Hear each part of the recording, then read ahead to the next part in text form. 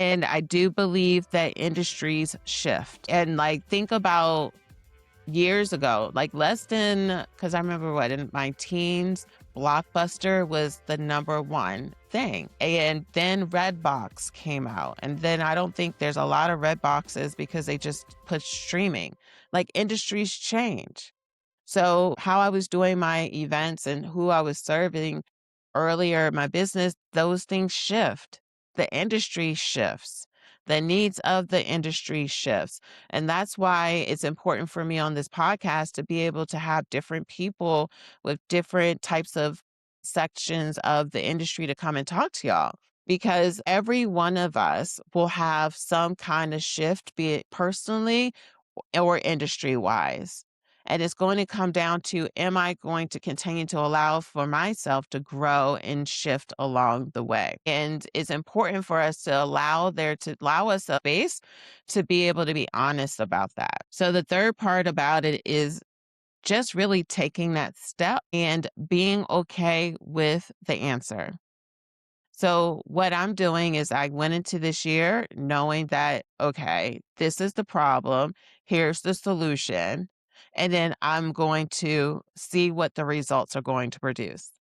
So I changed my business into a retainer model. And I've been getting clients that are paying me on retainer instead of me having to chase getting all of these individual events.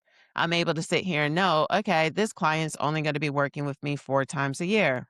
Awesome. This is what I'm making, which is not including me actually providing the services. It's just for my skill set, my talent, and what my business needs to make so that I'm able to do what I need to do inside of my business. So my goal is that by Q4, I will have a better understanding of what's working with this new model. I will be able to understand how else I can continue to shift in this business to be able to see, do I continue to do it? And I am not connected to the outcome. I am connected to the fact of, you don't make any of the shots you never take.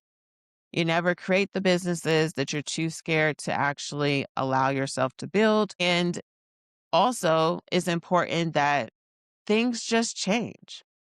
Like, I think that if we give ourselves more opportunities to be able to just be honest, and if it comes down to at the end of this journey, at the end of this year, if it just comes down to saying, you know what, this doesn't make sense for me to do anymore.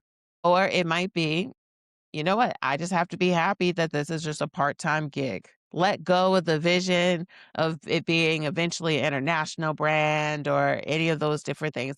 I can let that stuff go. And to be honest, I don't know if I even want that kind of work.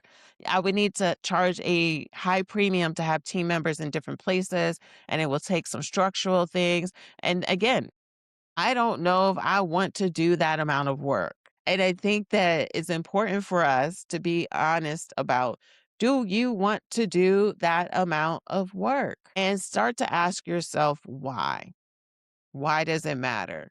Because I don't feel as if we should be roaming around just letting things happen. I think that there's something about entrepreneurs, definitely those that put on not just their hustle hat, but their true business CEO hat, that allows for you to just think to yourself, why am I doing what I'm doing? And what is my true intention?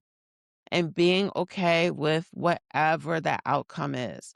Because the more you look at the numbers, the more that you look at why you're doing what you're doing, the more that you're present to what are the trends that are happening and how does current events impact your business, not just today, but actually impacts your area in the next 5 years. There's something powerful about actually being proactive with what you're doing in your business.